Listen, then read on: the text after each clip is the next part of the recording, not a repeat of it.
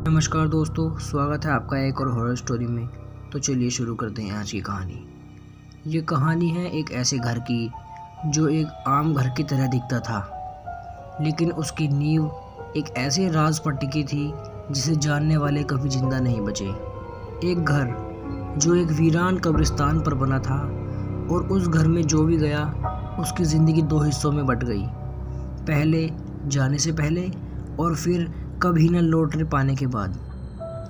राजीव चौहान, उसकी पत्नी संगीता और 9 साल का बेटा आर्यन दिल्ली से शहर के बाहर एक शांत इलाके में शिफ्ट होते हैं। उन्हें एक शानदार 2 मंजिला घर सस्ते में मिल जाता है। राजीव को लगा जैसे किस्मत ने उस पर मेहरबानी कर दी हो। इतना बड़ा घर इतने कम दामों में, लेकिन वो नहीं जानता था कि वो घर दरअसल बिकता नहीं, छोड़ा जाता है। कुछ दिन ठीक से बीत गए। एक दिन रात को आर्यन ने किसी के रोने की आवाज़ सुनी। वो उठकर कमरे से बाहर झांकता है, लेकिन कुछ नहीं दिखता।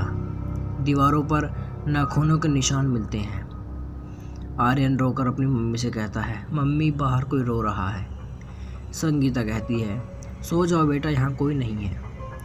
राजीव की मुलाकात श्री माथुर नामक एक बूढ़े पड़ोसी से होती है, जो उसे सलाह देता है कि वो वहाँ ज़्यादा देर ना रुकें। माथुर, वो घर, वो ज़मीन जिंदा लोगों के लिए नहीं बनी। राजीव हंसते हुए कहता है, बाबा जी आजकल कौन भूत प्रेत पर यकीन करता है। आर्यन अचानक बीमार पड़ जाता है।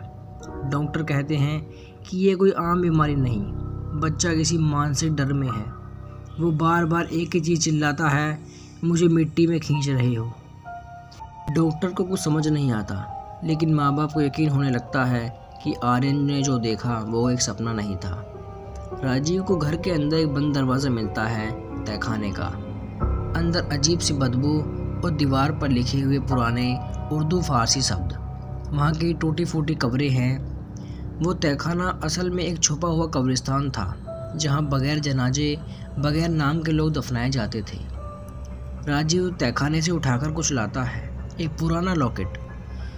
उस रात घर की सारी लाइटें बंद हो जाती हैं, दीवार से खून बहने लगता है और आर्यन बिस्तर से गायब हो जाता है। अब ये घर सिर्फ आर्यन को नहीं, पूरे परिवार को अपने अंदर खींचना चाहता था, और ये तो बस शुरुआत थी। राजीव और संगीता घर में पागलों की तरह आर्यन को खोजते हैं, लेकिन कोई सुराग नहीं मिलता। फिर तहखाने के पास आर्यन की चप्पल और उसका टेडी बियर मिलता है। जिस तहखाने में सिर्फ मुर्दे थे, वहाँ अब उनका बच्चा मौजूद था, या शायद कुछ और था। राजीव एक स्थानीय रिकॉर्ड ऑफिस जाता है, जहाँ उसे घर की असली हिस्ट्री मिलती है। 1942 में यहाँ एक पुराना कब्रिस्तान था, जिसे अंग्रेज़ों ने ढहा दिया था। लोग कहते हैं इस ज़मीन को छूना भी पाप है, लेकिन किसी ने नहीं सुना। संगीता को घर में आर्यन की आवाज़ें सुनाई देती हैं, मम्मी मुझे बचा लो, यहाँ अंधेरा है। लेकिन वो दिखता नहीं, सिर्फ उसकी आवाज़ आती है। अब आर्यन कहीं मौजूद था, लेकिन किसी और वक्त, किसी और जगह में फंसा हुआ था। राजीव श्री माथुर से दोबारा मिलने जाता है। माथुर उसे बताता है कि तहखाने में दफन एक काजी की आत्मा वहाँ कैद है। उसके पास एक लॉकेट था, जो अब आर्यन के संपर्क में आ चुका है। माथुर कहते हैं, काजी को इंसान की रूह चाहिए, लेकिन वह चुनता है मासूम रूहों को। बच्चे सबसे आसान होते हैं। राजीव कहता है, तो मैं क्या करूं? माथुर से बताता है, उस तहखाने में मत जाना, लेकिन अगर जाना पड़े तो अकेले मत जाना, और उसे उसका लॉकेट वापस मत देना। राजीव लॉकेट को जला देने की कोशिश करता है, लेकिन वो नहीं जलता। तभी उसके हाथ में जलने का निशान उभर आता है।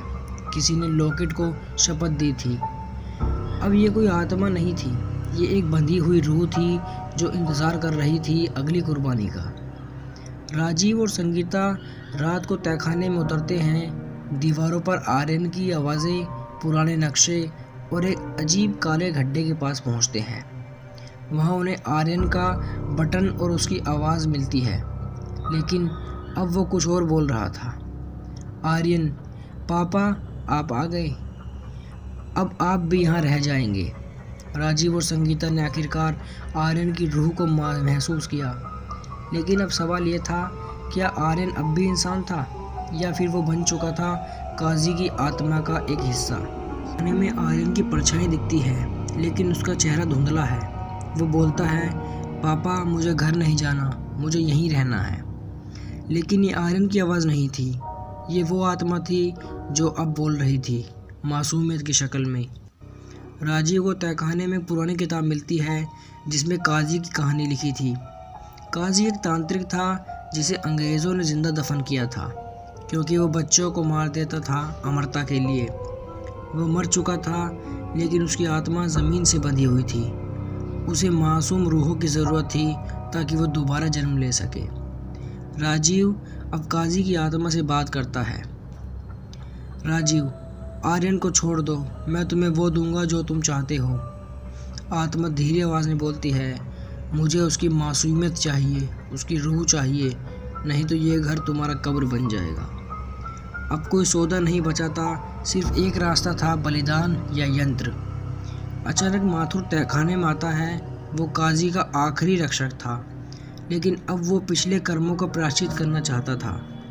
माथुर, मैंने बचपन में अपने भाई को इस घर में खोया था, अब आर्यन को खोने नहीं दूंगा। माथुर खुद को काले गड्ढे में फेंक देता है और आत्मा चिल्लाते हुए गायब हो जाती है। कभी कभी बुराई को हराने के लिए खुद को राक्षस बनना पड़ता है। आर्यन होश में आता है, लेकिन पिछले कुछ दिनों की कोई याद नहीं। राजीव, संगीता और आर्यन घर में हमेशा के लिए छोड़कर चले जाते हैं। कुछ घरों में सिर्फ दीवारें नहीं होती, वहाँ दर्द, आत्माएं और अधूरी प्रथाएं बसती हैं। आर्यन बाहर खड़ा है और कहता है, पापा, घर के अंदर वाली दीवार पर मैंने अपना नाम लिखा था, अब वो खुद मिट गया, पर एक नया नाम लिखा है, किसी काजी का। बुराई कभी पूरा नहीं मरती, बस किसी और चेहरे में वापस आती है। नमस्कार।